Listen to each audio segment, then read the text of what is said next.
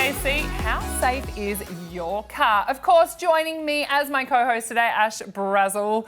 Have you pulled up after a weekend of netball? The body is fine, V, but the ego is a little bit sore and bruised. Oh, don't worry. I'm sure that will get better as the weeks go on. Also, a big reminder to our Twitter family or social media family out there, if you're talking about netball issues and you want us to cover them, we thought we'd change the hashtag to Centre Court Netball, because Centre Court, a lot of people are tweeting and posting about that. There's a lot of strange stuff. A lot of strange hashtagged at Centre Court. I didn't think it was for us. The Centre Court Netball, we promise we will find it and tag us in as well. We know we've had a few tweets of tagging us in and lots of great things to add to the conversation today. So make sure you do that. You're a big fan of your hashtags. I know that, Ash. It's now time for the agenda, thanks to TAC. Make safety a priority in your next car. Visit howsafeisyourcar.com.au. I want to start off talking about the Melbourne Vixens, your fellow Melbourne team out there. Now, we know that it's their second loss on the road. They've had a few changes, but can you see them being able to go back-to-back premiers in the season so far that they've had? I feel like I'm not really experienced enough to talk about this, B, just because my team going off 2 losses as well, me personally not having the best game last week. I do think it is tough for them because they have lost, I guess you talk about Liz Watson this year, but you go back last year, their 2 goal attacks, they've lost Caitlin Thwaites and Tegan Phillips. So it is tough.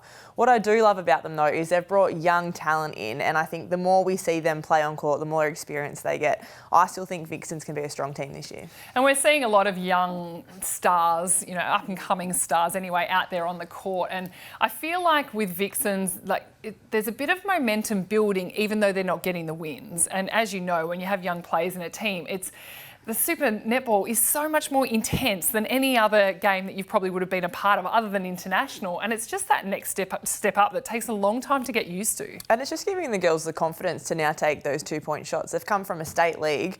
I know Kaylee Stanton hasn't, and she's got that experience taking the 2-point shots, but just having that confidence, you're on for that 5 minutes and you know you have to take these 2-point shots where defenders aren't just doing the normal one player over the shot. You're now having 2 players jump over you, hit you off the circle. So there's so much more to our game than just the normal netball we see at international level. Absolutely. One stat though that really stood out to me, which actually surprised me from the Vixens game, was their turnover conversion rate. So if we take a look at this, we know Fever, so when we talk about turnover conversion rate, we're saying that when you get a gain, an intercept, a turnover, that it's when it goes down and actually converts onto the scoreboard. So Fever managed to do that 77% of the time, which is huge. And Vixens are right up there, 73%. And I must say a big thank you to Netball Scoop for highlighting this particular statistic after this round.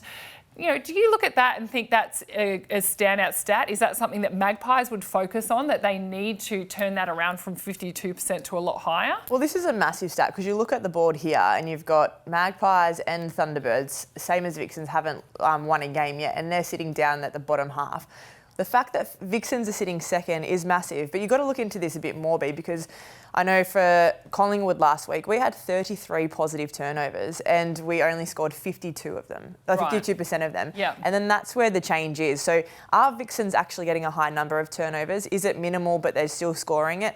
And then if that is the case, that they are still getting high percentage turnovers, what are they doing for their centre pass conversion rate? Maybe they're not maybe that's really low. But well, it is a bit lower. That does surprise me. As you can tell, I've got my laptop here right on set with us because I'm analysing the stats as we go, and it is lower, definitely, their centre pass conversion, because if you think about it, Vixens have a very strong defence end that are used to playing together, but it's that transition and from attack when it's relying on all the young players to get it through to goal, that is where there is a bit of a disconnect.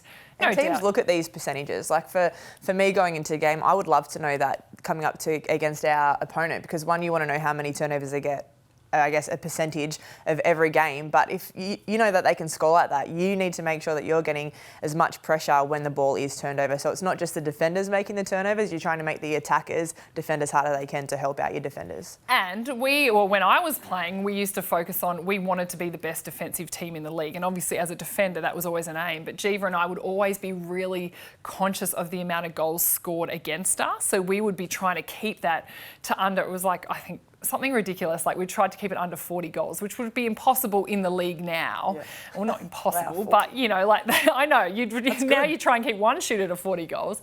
But is there other stats that you really focus on as a team that you really know that if you get that right, if you nail that, you'll win the game?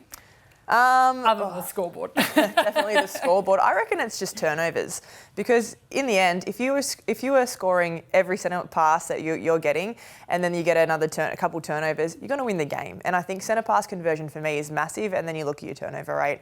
And unfortunately, and I can only speak on behalf of my team, that's where we're going wrong. We're not scoring off our centre passes, and we have way too many turnovers. Yeah. And our friends on Twitter are loving lots of new voices in the commentary team, and I am as well. I got to do a game with Natalie Medhurst on the weekend, and it's just great to hear different players' insights, because we've all played in different clubs, we've all come from different backgrounds, different positions, different combinations out there on court, and it's great. And Kim Green we saw out there, we saw Sharon Finnan-White as well, and we saw her a little bit last year up in the hub, and then also Josie Jans-Dawson too, adding her to the coverage. Do you like that as players, listening to us commentators come over the top with our thoughts? It's a little bit nervous when you've played them before and you're like, oh, what do they think of me? Am I going to get? Are they going to slam me? But to be honest, one player that I loved seeing was seeing Josie Jans-Dawson on court, back with the microphone, because she retired a long time ago, probably 5 years ago, if not longer. Yep. And to then see her on court pregnant, so her announcing her pregnancy, I just think that's unreal, and I'm so happy for Josie. And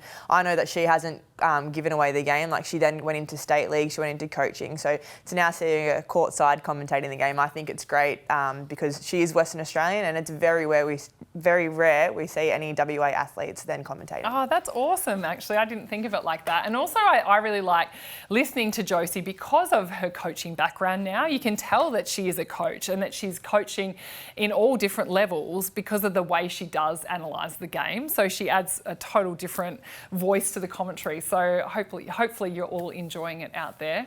Another thing our Twitter family are absolutely loving, and I don't know how you all keep up with all the different leagues that are going on around the world, because there is a lot going on in the netball world. It's hard enough keeping up with ours. I know. Let alone all the other leagues. So we've got the Anz Premiership that's happening over in New Zealand right now. They're in round 5, and the teams, Northern Stars, I believe, are sitting on top of the ladder. So think Anna Harrison, Maya Wilson play for that club at the moment. They are dominating. Then we also have the Vitality Netball Super League. They're in round 16, so they're getting to the very end. And at the moment, what team is dominating there? Oh, Team Bath, which I'm sure you would have had experience playing against them in practice matches when we head over there at different stages with the Aussie team. But Team Bath are dominating over there. And my question being is not necessarily about all these different leagues, but I love that our Twitter family are across it and constantly talk about it. One thing I noticed was there was a player, Alima Priest, and she got player of the match for Surrey Storm, all right? Now, she was playing against Loughborough Lightning, who are currently sitting second on the ladder.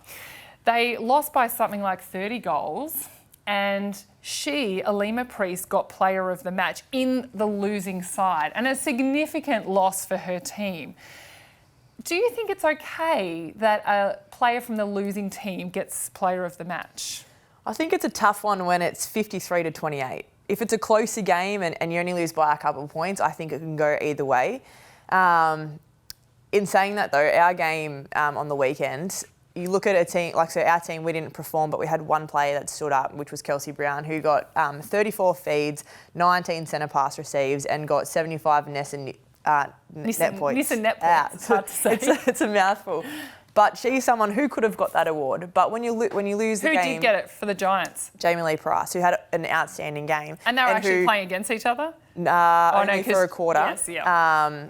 But in saying that, either could have won. But I think if Kelsey had got that award, she would have not really wanted it. Because when you lose the game, you're not caring about best on ground. You're feeling terrible as it is because you've just lost the game, and you feel like your performance wasn't good enough to get the win. Yeah. So...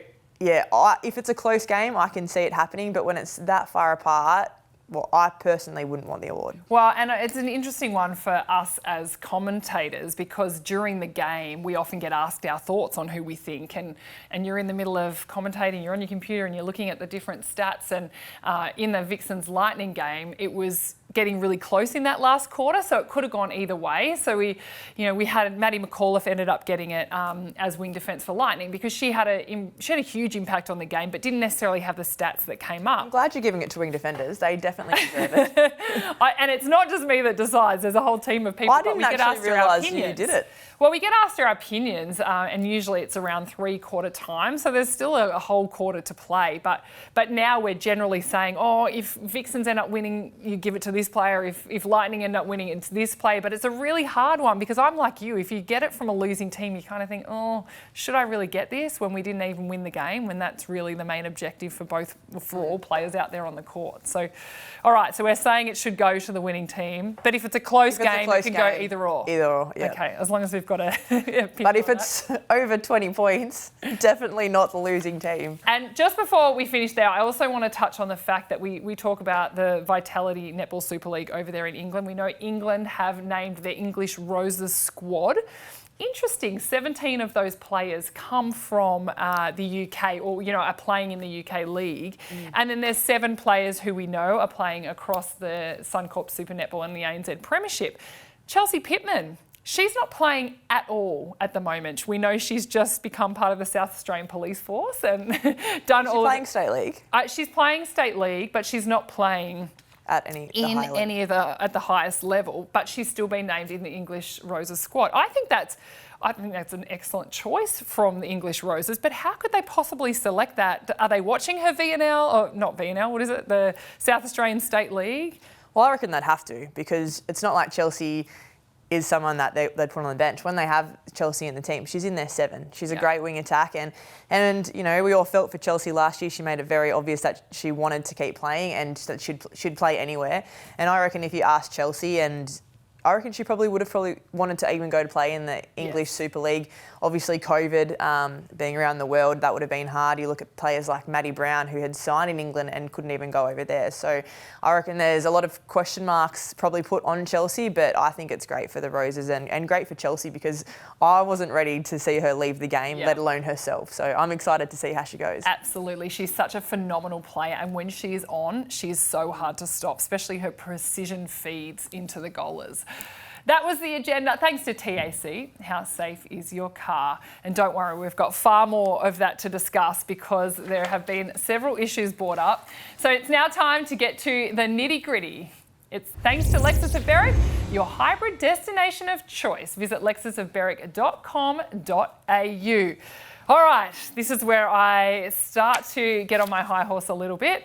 But I want to thank Jenny Sinclair, who has been tweeting us during the week, and I want to pop up her tweets on the screen right now with some of the questions that she had for us. Ash, she really wanted to tackle some of these big issues. And the first one here, great to see us doing our show, Centre Court Netball. We're going to add that to the hashtag. She said something I'd like to discuss is how many imports we have playing in the Suncorp Super Netball. Is the balance right? We currently have 5 Aussie goal shooters playing at the elite level across 3 competitions. And then she moves it across here, and she's obviously talking about that at the moment there is only 1 goal shooter actually playing in the Suncorp Super Netball that is an Australian and that would qualify for Diamonds, and that is Cara Conan playing for Sunshine Coast Lightning. So when you tackle it, it's been an issue that has been a huge part of netball and the conversation. And when Suncorp Super Netball came into play, it was that there was an unlimited amount of imports. Back in the ANZ Championship, there used to be, I think it was a limit of 1 or 2 imports you could have in your team. 1, and then some teams got exemptions to be able to have 2. It causes a lot of opinions, and I don't know where the right one is to land. However, take a look at this. This is all the import players that we have playing at the moment, and all up across every team, there are 80 spots in the league currently. And we have 20 of them are taken up with import positions.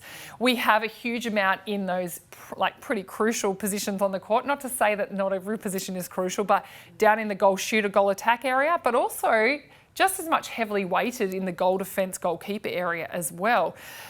What can we do to make sure that we're blooding our young Australians? We've got so many brilliant Australian netballers playing out there. We know ANL has been modified, so they're not getting as much opportunity there either. We know that, in hub life, we saw a lot more young players being unearthed because there was 12 players on the bench rather than 10. I know money comes into a huge part of this, that financially is really hard as well. So I just want to put the financial part to the side. What can we possibly do you think, Braz, we want these creative players in the league, we want imports in our league, but how can we get the balance right? Well, this is my personal opinion, and I know a lot of netball people won't agree with me, but I want our SSN league to be the best league in the world, like the American basketball. Yep. They don't care about their American team that goes to the Olympics. They just care about that league. And I would love us to get there, but also I understand the Diamonds, we need them as strong as possible. So I think we need to add more teams into the league. It's the only way we can do it, because you're looking at all of the players we just showed, majority of them are goal attack, goal shooters, or goalkeeper, goal defence. So you look at the Diamonds, if you're a mid-quarter, and you're an Australian, good luck getting into the Diamonds, because it is so tough.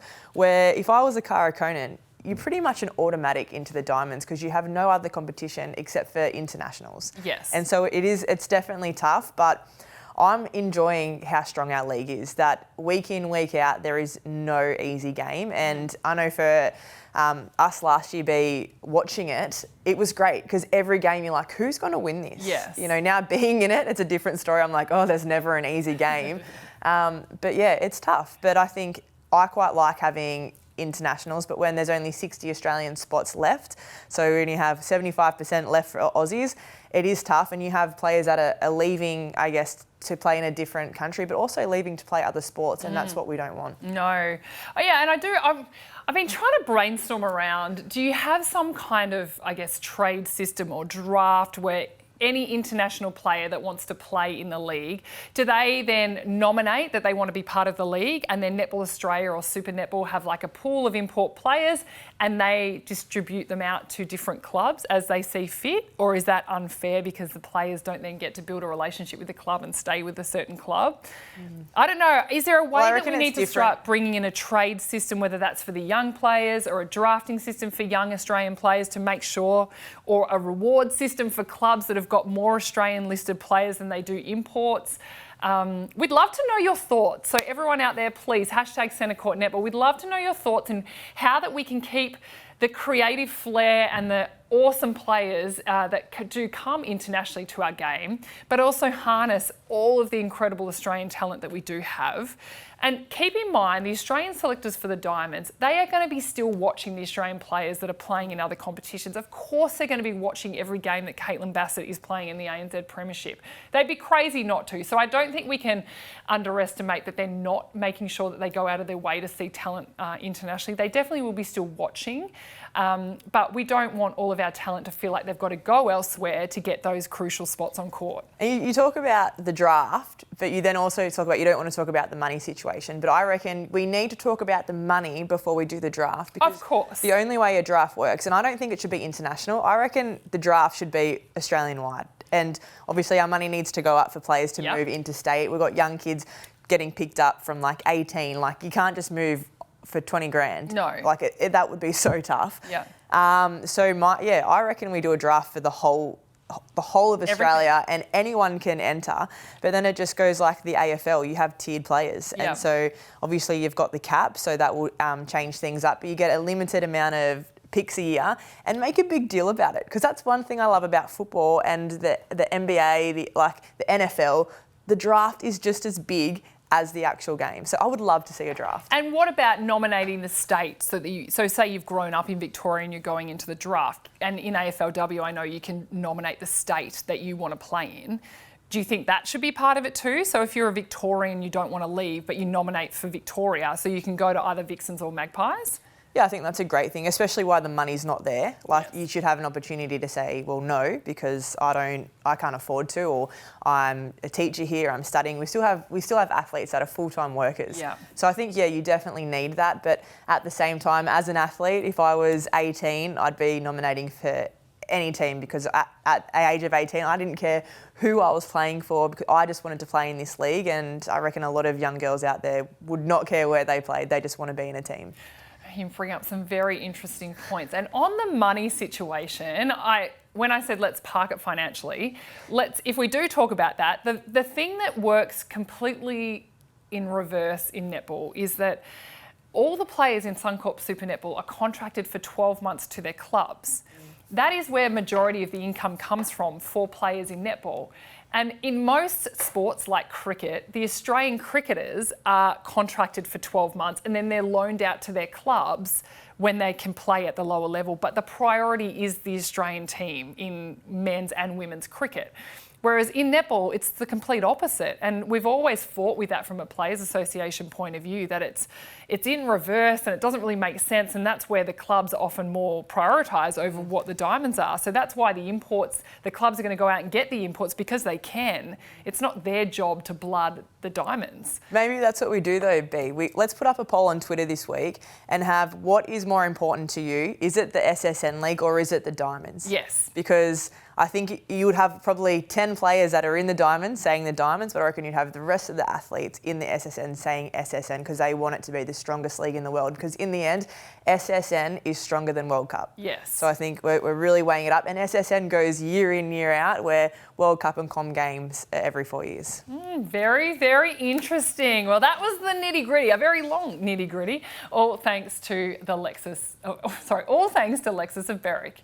Now, I'm going to come to you because you've been constantly talking to me about the super shooters. You guys didn't shoot for Magpies any super shots in your game on the weekend, but I think we should take a look at the leaderboard and who is sitting right at top of that. Look at that, Sam Gooden. Used to be playing for the Magpies, used to be at the Vixens as well. She is dominating at the moment. Yeah, but you look at the second, like Tipper Dwan sitting 8 from 11 at 73%. 73% is massive. You look at the rest of the percentage there. Tipper Dwan is the only one in the 70% or above 60%. So it is showing us, I think, this leaderboard that the percentage of the shot, it is harder, B. But, you know, you're a goal attack. You're a goal shooter. Get the ball in the ring. Go for glory. You can definitely see there's more strategy around it this year. And you have us as defenders last year saying we think the super shot needs to be smaller. Going off that percentage, I think it can stay the way it is. It's still the way it is. I mean, Gabby Sinclair, she loves it. She dominates there too. Does she practice that a lot at training? You would see her up close and personal? Yeah, definitely. Same with Khalifa McCollum as well. I think it's a part of the game now, so you'd be silly if you didn't take those shots. I think the difference is when you're shooting at training, you don't have a loud crowd, you don't have the background music. You obviously can have defenders up against you, bring your own teammates in, but it just throws a different element in. And thinking you've got last 5 minutes, how do you practice that pressure of we're down, I need to score in a training match? Because when you're shooting at training, you're relaxed, you're calm. It doesn't matter if you miss. When you're on court and you're 10 down, you need 5 super shots to get it back to even. All the pressure's on the goalers. Yes. Happy to be a wing defence centre. Happy to be a wing defence, get no glory in those times.